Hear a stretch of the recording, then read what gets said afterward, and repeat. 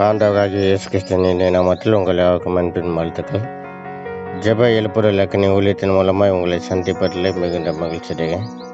இந்த நாள் தியானத்துக்கு நாம் ஏற்றுக்கொண்ட வேத பகுதி 1 நாளாகமத்தின் புஸ்தகம் 29வது அதிகாரம் 12வது வசனம். ஐஸ்வர்யமும் கனமும் உம்மாலே வருகிறது, தேவரே எல்லாவற்றையும் ஆளுகிறவர், உம்முடைய கரத்திலே சத்துவமும் வல்லமையும் உண்டு, எவரையும் மேன்மைப்படுத்தவும் பலப்படுத்தவும் உம்முடைய கருத்தினால் ஆகும். இதை கேட்டுக்கொண்டிருக்க அருமையான கர்த்தருடைய பிள்ளைகளே, ஐஸ்வர்யமும் கனமும் உம்மாலே வருகிறது. நம்முடைய வாழ்க்கையில் கர்த்தர் நமக்கு கொடுத்திருக்கிறான ஒரு ஆசீர்வாதமே இந்த உலகத்தில் இருக்கிறதான ஐஸ்வர்யமும் கனமும் தான். பணமும் புகழ்ச்சியும், அதாவது உயர்வும் கொடுக்கிறது யாருன்னா நம்முடைய ஆண்டவராகிய இயேசு கிறிஸ்து மாத்திரம்தான். இன்றைக்கு இந்த ஐஸ்வர்யத்தை வைத்து, இந்த கனத்தை வைத்து அநேக மற்றவர்களை ஏளனமாக பரியாசமாக பார்ப்பது. முதல்ல கர்த்தருடைய பிள்ளைகளாகி நாம் அறிந்து கொள்ள வேண்டும். இன்றைக்கு நாம் இவ்வளவு செழிப்பாக இருப்பதற்கு காரணமே நம்முடைய ஆண்டவராகிய இயேசு கிறிஸ்து.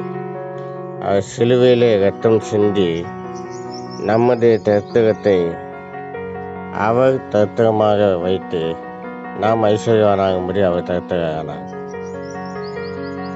இந்த ஐஸ்வர்யத்தை வைத்து அநேகரை நாம் மட்டுப்படுத்துவதோ கீழ்த்தனமாக எண்ணுவதோ, மற்றவர்களை ஒரு பொருட்டாக எண்ணாமல் ஏளனமாக பரியாசமாக பார்க்கிற காரியங்கள் இந்த நாட்களிலே கர்த்தருடைய பிள்ளைகளுடைய வாழ்க்கையில் உண்டு. அருமையான கர்த்தருடைய பிள்ளைகளே, அவரே எல்லாவற்றையும் ஆளுகிறவர், அவருடைய கரத்தினால சத்துவமும் வல்லமையும் உண்டு, எவரையும் மேன்மைப்படுத்தவும் பலப்படுத்தவும் அவருடைய கையினால் தான் ஆக முடியுமே தவிர நீங்கள் உங்களுடைய பணபலத்தினால, உங்களுடைய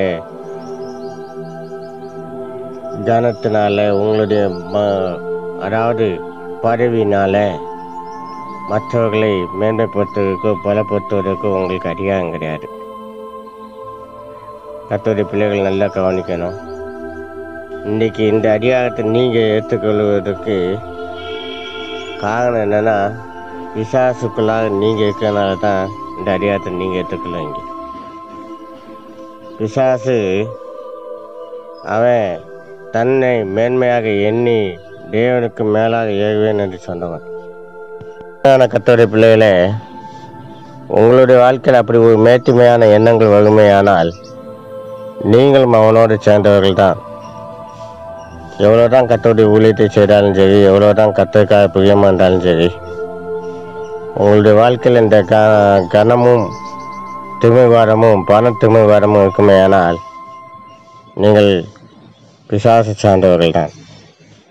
என்று கேட்டுக்கொண்டிருக்க அருமையான கர்த்தருடைய பிள்ளைகளே, எவரையும் மேன்மைப்படுத்தவும் பலப்படுத்தவும் கர்த்தரால் தான் ஆகுமே தவிர உங்களால் ஒன்று முடியாது. ஒவ்வொருவரையும் நீங்கள் அற்பமாக எண்ணாதீர்கள் என்று சொல்லி கர்த்தர் சொல்லியிருக்கார். அற்பமாக எண்ணுவதற்கு உங்களுடைய பணமும் உங்களுடைய பதவியும் ஒரு காரணமாக இருக்குமானால் அதை தூக்கி எறியுங்கள். கர்த்தர் உங்களை ஆஸ்வதிப்பார். நாம் ஜெபிப்போம். உங்களை நேசிக்க நல்ல தகப்பனே, கைவியுள்ள நல்ல தெய்வமே, உங்களுடைய நாமத்தினால இந்த நாளில் கற்றுக்கிட்ட நல்ல வார்த்தை காமிக்க நன்றி செலுத்துகிறோம். இந்த வார்த்தையின்படி நாங்கள் நடக்க எங்களுக்கு உதவி செய்யுங்க. யாரையும் நாங்கள் அப்போ தகக்குறைவாக பேசாதபடிக்கு, தகக்குறைவாக எண்ணாதபடிக்கு காத்துக்கொள்ளுங்க. இந்த நாளில் தங்களுடைய பிறந்தநாள் திருமண அனுசரிக்க பிள்ளைகளுக்கு ஜெபிக்கும். இந்த புதிய ஆண்டு உங்களுடைய பிள்ளைகளுக்கு ஆசிரியமாய்ப்பதாக இயேசு நாமத்தில் ஜெபிக்கும் நல்ல பிதாவே. ஆமென்.